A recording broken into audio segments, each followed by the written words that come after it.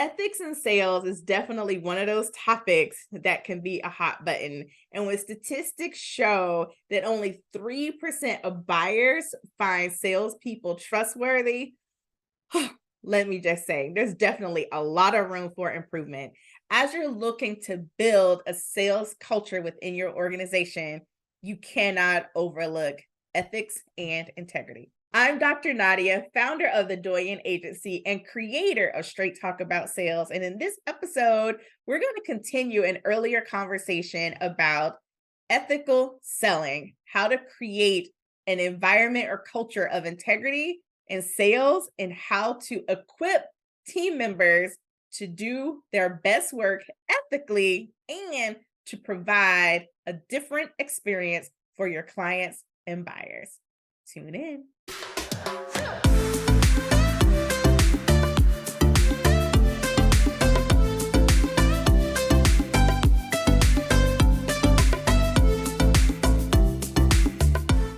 Throughout season 3 on the Straight Talk About Sales podcast, there's been a lot of conversation around clarity and communication and culture. So in the final episode for this season, I wanted to actually complete part 2 of one of the earlier episodes that we did for this particular season around ethics and selling. And when you are building a team and you are creating a sales culture, one of the things that you have to look at is honesty, integrity, ethics. And what are those things that really are going to help set your company, your organization apart from the others? And in doing that, there are certain aspects of it that we have to take into consideration. Because it goes beyond us as we are building out organizations and teams, and we are now kind of imparting, if you will, our values, our viewpoint in the world upon and sharing that with the other people on our team or within our organization. It's really important that we are really clear on what those things are and we don't pay lip service to it. Like, you talk to people all the time and there's like that written, whether it's mission, vision, values, whether it's a large corporation. I've been in corporate and there have been times and it's like, that sounds cute.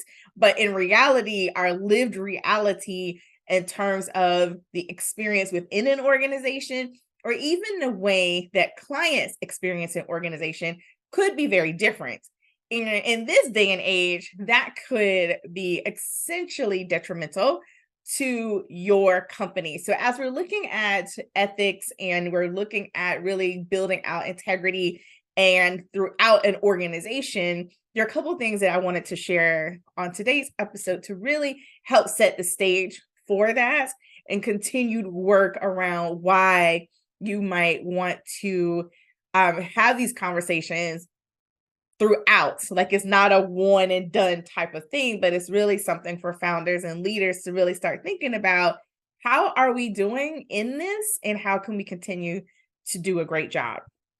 So the first thing is making sure that you're truly a client-centric organization. Like, there are a lot of things, clients are first and clients in this. And I don't mean that clients are necessarily more important than team. That's not what I'm saying. There is that place where if you take great care of your team will take great care of your clients. So team, definitely. And as you are thinking about processes, as you are looking at your policies and procedures within how you operate along, I would say, your buyer journey or your client journey, is it client-centric? Are you really focusing on the needs, the desires, the aspirations of clients and what that experience will look like? Or is it a focus that is not client-centric? And so you're setting policies or you're doing things within an organization that don't necessarily align values-wise. So when you look at, it could be return policies, it could be refund policies, it could be just how people communicate within the organization, what are those things that as you're putting together your client journey and really mapping those pieces out, what is the focus on the client and what is that client experience and how is the team coming in to really support and undergird that?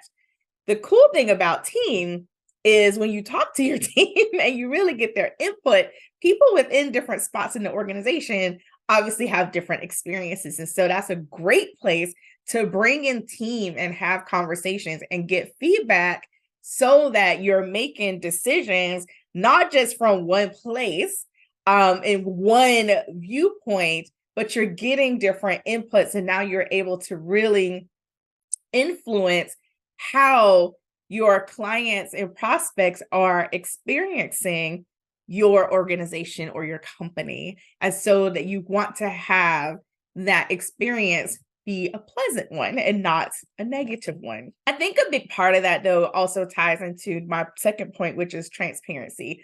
This season, I feel like I've talked a lot about transparency, not so much even from a company to client standpoint, but also just within the organization, leader to team standpoint, being transparent, being sharing the vision, being transparent about certain information.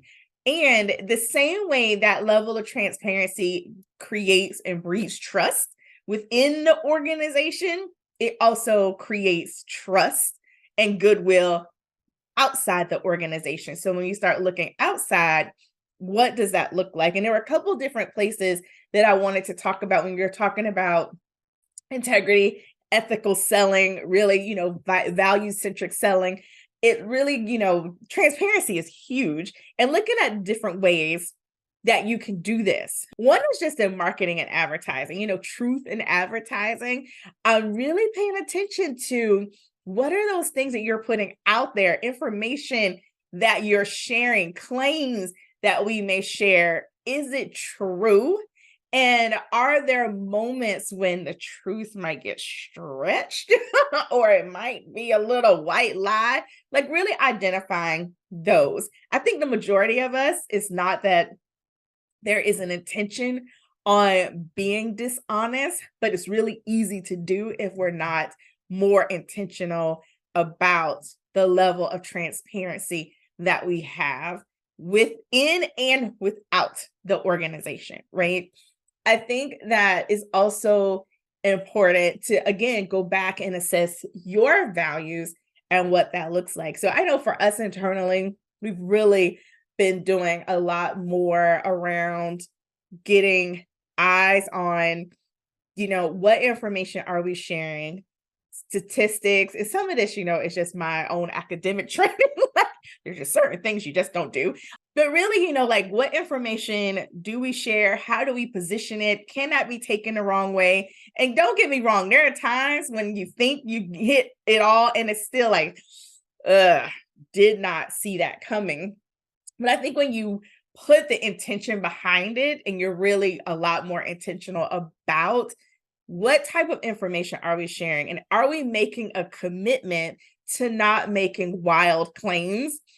Are we making a commitment to not making claims that we can't substantiate?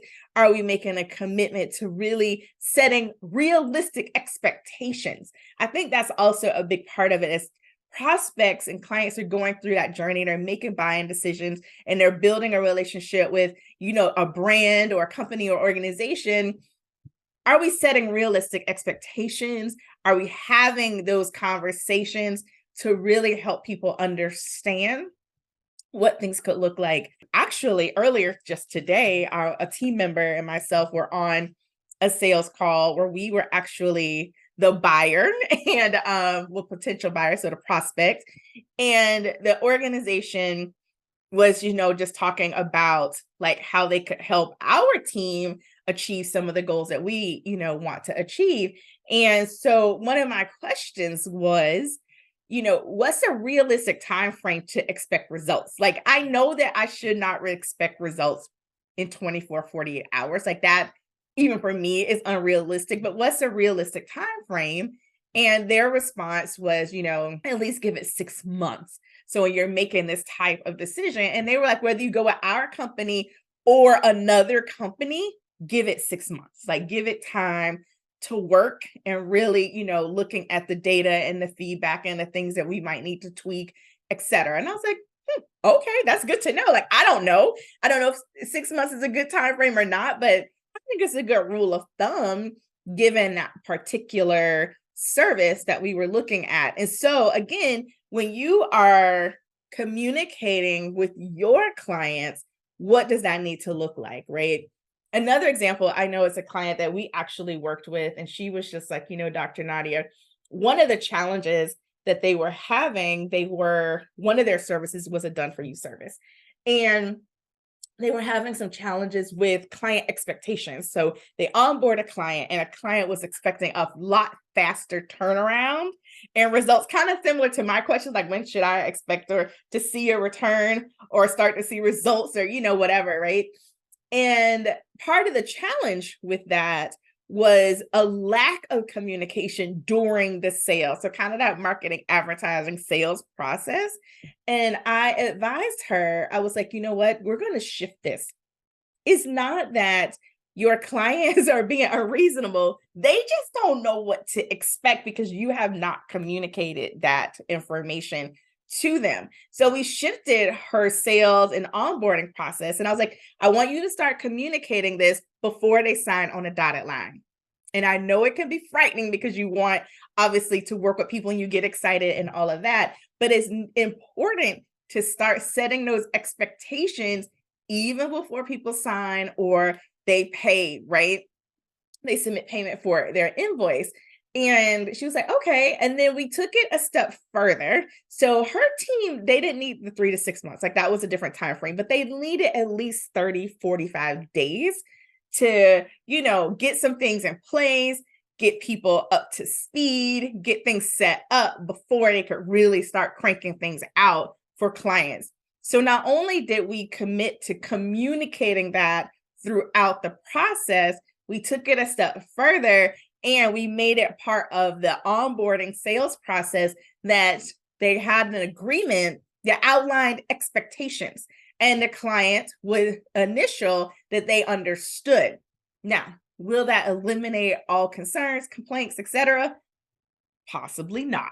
However, it does help to really set a different expectation, and it's a different experience for the client. So they know that, okay, this is what happens. We say yes, we sign, we pay, and then we do X, we do Y, we do Z, and then we can start to expect results. So depending on how your organization is structured and your different offers, it's important to really communicate these things along the way. Now, obviously, sometimes experience is our best teacher, but be paying attention to that and really look for those opportunities to refine that process as you're communicating throughout the sales process.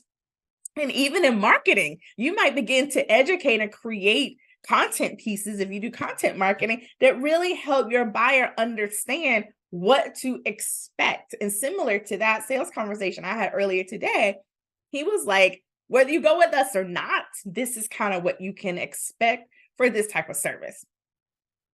We don't know. We'll continue the conversation.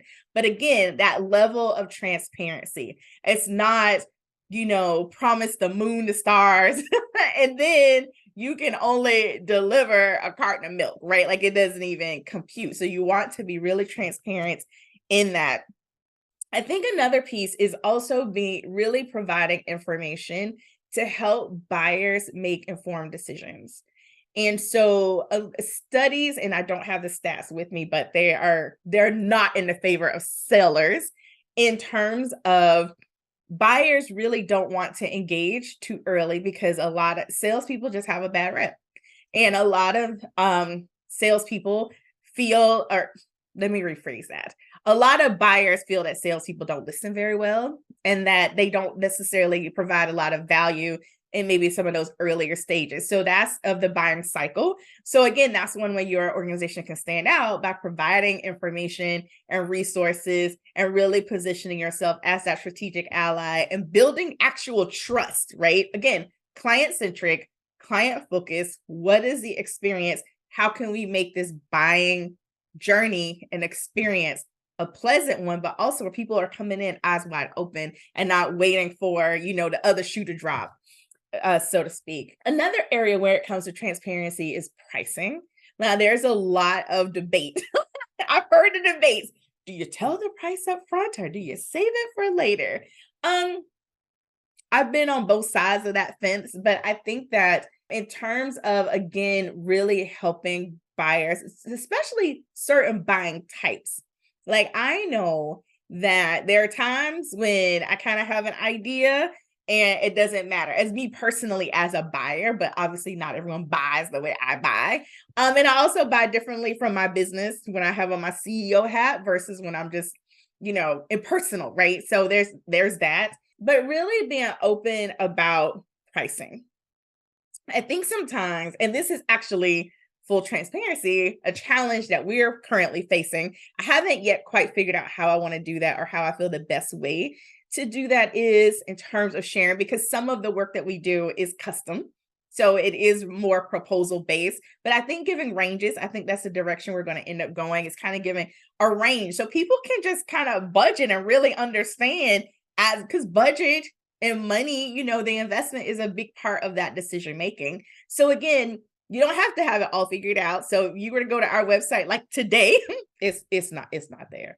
We're still trying to figure out like how we want to position that, how much we share about our services, and just some revamps that we're making at the time of this recording to our website, but also some of our other materials. But it's definitely something on my mind. Like I really want that experience to look different, and so we're working towards that. But again, when you're thinking about creating that integrity, creating that ethical selling, it really does help when a buyer goes into that conversation having some idea, even if it's not down to the penny. And again, it depends on your organization, your offers, how you work with clients, and also what are some of those materials along that journey that you can share to really help them to understand. Because one of the arguments for not sharing an investment ahead of time has been that the buyer won't understand the value without a conversation. And so they feel like there's information you share, there's information that's shared both ways, then a conversation is had. And then that allows the sales team or the salesperson to really set the stage and help the buyer connect the dots in terms of understanding value and fit. And there, this episode is not to debate that. However, I understand. Like I said, I've been on both sides. And for our organization, we're making a commitment to really shift that for us. And how can we do that while at the same time understanding that our process is a little different for certain things that we do. And so we're still committed to really flushing that out more, to be more transparent. Whereas in the past, we hadn't been that transparent about it. We didn't even have our services at one point listed. So it's a process. I get it. But again, when you're looking at sales culture, creating that ethical sales process and really building that in, that is definitely a consideration, because people want to know.